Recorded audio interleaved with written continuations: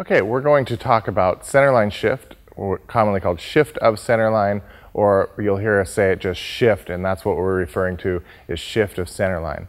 Shift of centerline, or shift, is one of the fundamental ways of creating power. There are actually only three. One is shift of centerline, two is rotation, and three is drop or drive up. Now you can do those in a lot of different ways, but when you really break it down, there's really only three ways of creating power.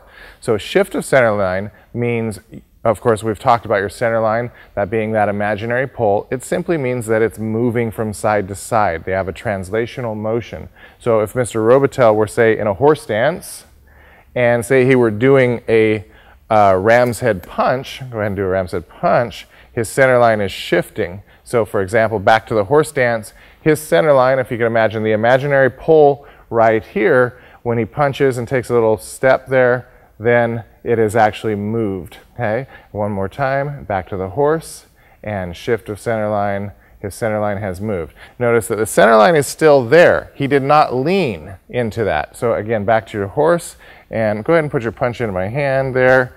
Notice he has a great deal of power because what's happening is his body weight all is moving in one unit together, and that unit is being applied to his punch, and that focuses all of that power into the punch.